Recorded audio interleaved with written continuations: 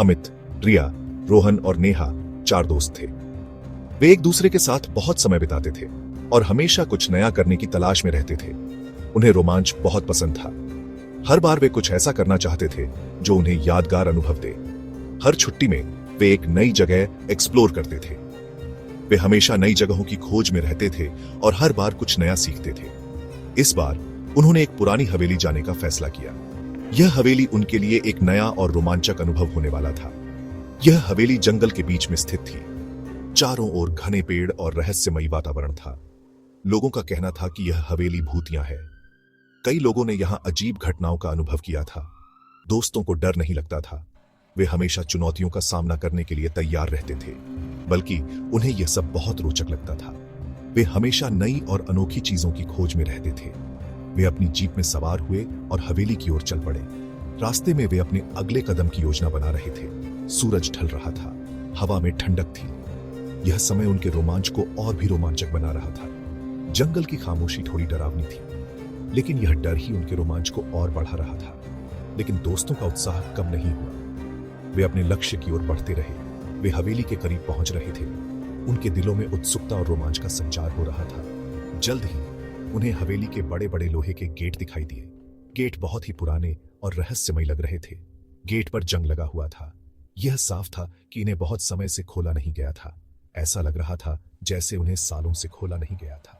दोस्तों ने एक दूसरे की ओर देखा और मुस्कुराया, क्योंकि वे जानते थे कि उनका अगला रोमांच शुरू होने वाला था। अमित ने गेट खोले। जीप धीरे धीरे अंदर गई। हवेली के अंदर जाते ही एक अजीब सी ठंडक महसूस हुई। ऐसा लग रहा था जैसे हवेली के अंदर कोई छिपा हुआ रहस्य हो। हवेली सामने दिखाई दी। यह बहुत बड़ी और भव्य थी। इसकी भव्यता देखकर सभी हैरान रह गए। लेकिन इस भव्यता के पीछे एक अजीब सा डर भी छिपा हुआ था।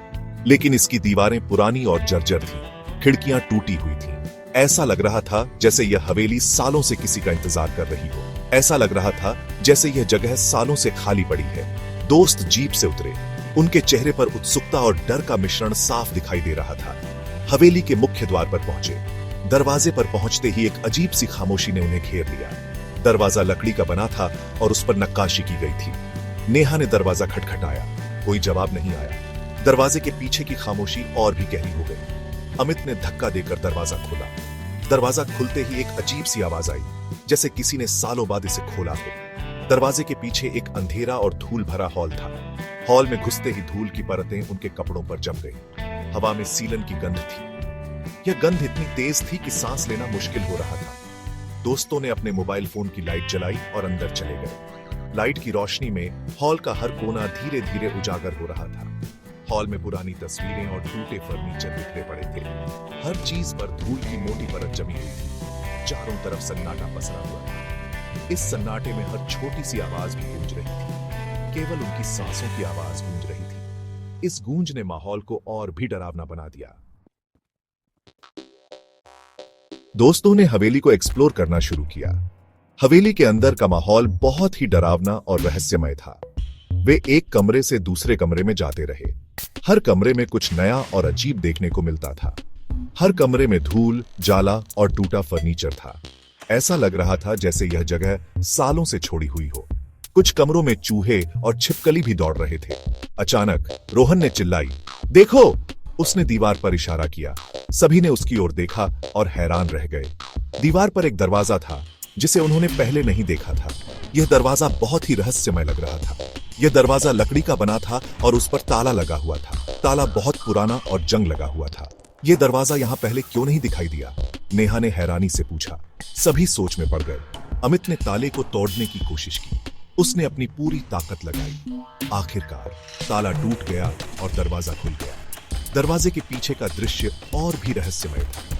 दरवाजे के पीछे एक सीढ़ी थी जो नीचे अंधेरे में जा रही थी। सभी ने एक दूसरे की ओर देखा और फिर सीढ़ियों की ओर बढ़े।